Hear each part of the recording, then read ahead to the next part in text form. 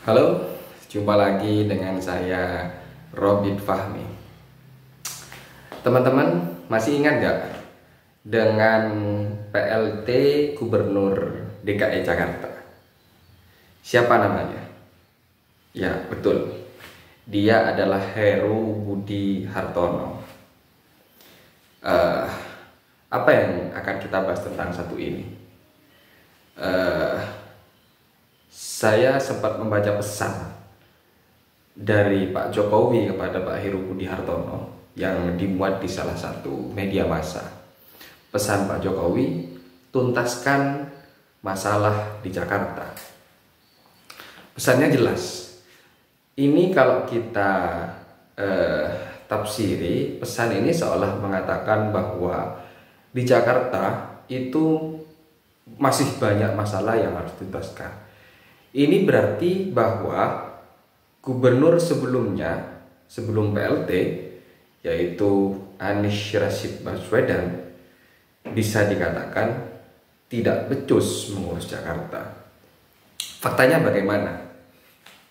Oke lah, setiap janji politik itu pasti tidak semuanya bisa terpenuhi, termasuk soal DP 0 rupiah yang terrealisasi tapi ya mahal lah.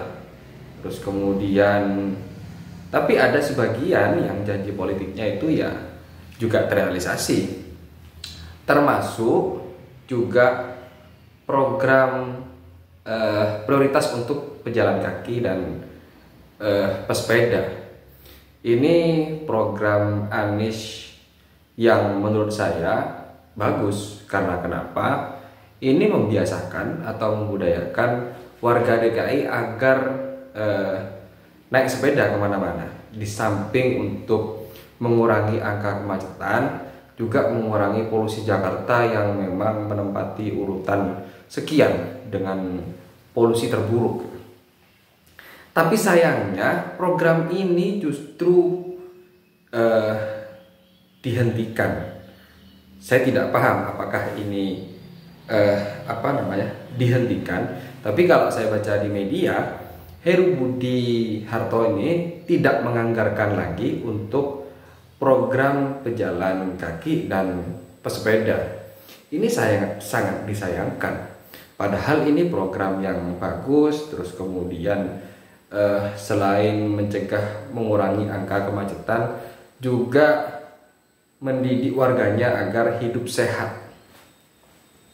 Kita tahu bahwa DKI itu ya persoalan paling utama selain macet yaitu banjir. Nah, ngomong soal banjir, Anies itu punya program namanya Sumur Serapan. Dan anehnya ini juga tidak diteruskan oleh PLT DKI Heru Budi Hartono. Entah apa alasannya. Oke lah, dia tidak meneruskan, tidak jadi soal. Tapi dia harus punya solusi lain. Karena kalau kita lihat program Sumur Serapan ini ternyata efektif. Dan surutnya banjir di DKI itu lebih cepat. Kita coba saja lihat di media massa, terus kemudian di situ ada perbandingannya. Bagaimana sebelum sumur resapan itu ada dan setelah ada sumur resapan. Ternyata banjir itu lebih cepat surut dengan adanya sumur resapan. Dan ini sangat disayangkan kalau kemudian program ini tidak diteruskan. Apalagi programnya sudah berjalan sekian persen. Mengutip apa yang disampaikan Bung Fahri, penerus pemimpin itu ya harus realistis. Dia harus bisa melihat program ini kalau misalkan sudah jalan paling tidak 50%, ya harus diteruskan dong. Karena itu juga beban moral bagi dia sebagai penerusnya. Dan juga kalau tidak diteruskan ini menghabiskan anggaran negara. Kalaupun tidak diteruskan, program apa unggulannya? Kan seperti itu. Ini seolah-olah Pak Jokowi ini, Pak Presiden menempatkan Heru Budi Hartono ini benar-benar untuk sebagai antitesa Pak Anies Rashid Baswedan yang memang hari ini sudah dideklarasikan sebagai capres dari Partai Nasdem. Dan banyak sekali yang mengatakan bahwa Anies ini sebagai antitesanya Pak Jokowi. Makanya kemudian ini seperti apa ya? Seperti lingkaran saling menghabisi. Jadi berusaha untuk menghabisi programnya Anies, dan juga Anies berusaha kampanye untuk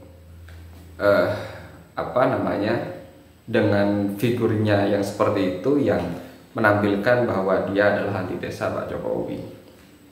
Apalagi jargonnya ya koalisi perubahan.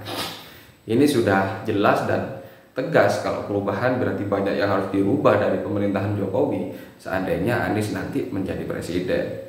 Ya jelas lah kalau kemudian banyak pengamat yang mengatakan bahwa Anies ini sebagai antitesa dari Pak Jokowi. Tapi kemungkinan seandainya Pak Jokowi bersifat fair dengan meminta kepada Pak Heru Budi Hartono misalkan melanjutkan apa saja program Anies yang baik untuk masyarakat, itu bisa dilanjutkan. Mungkin ketika Anies terpilih jadi presiden, itu juga bisa mempertimbangkan program apa saja yang menurut Pak Jokowi baik, itu bisa dilanjutkan. Tidak kemudian ini saling bertabrakan, akhirnya mengorbankan orang banyak, kan seperti itu. Tapi kan ini belum tentu siapa nanti yang bakalan terpilih menjadi presiden. Toh tidak menutup kemungkinan Anies ini bisa nyalon, bisa tidak. Karena banyak yang mengatakan bahwa koalisi perubahan ini ya rapuh dan mudah sekali goyah. Dan masih banyak calon-calon lainnya yang siap bertarung, yang elektabilitasnya lebih tinggi daripada Anies. Ada Prabowo, terus kemudian ada Ganjar Pranowo, dan dinamika politik masih terus berjalan. Jadi ya saya harapkan boleh saja saling berbenturan antar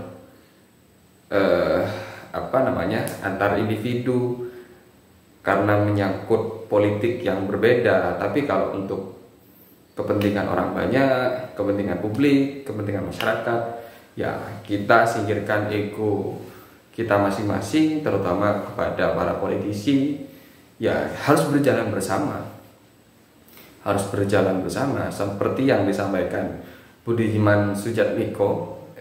Dia menginginkan antara konservatif dan konservatif moderat itu harus berjalan bersama. Kelompok liberal, konservatif, itu semuanya harus berjalan bersama untuk beriringan. Ya satu kepentingan yaitu rakyat. Sekian dari saya. Assalamualaikum warahmatullahi wabarakatuh.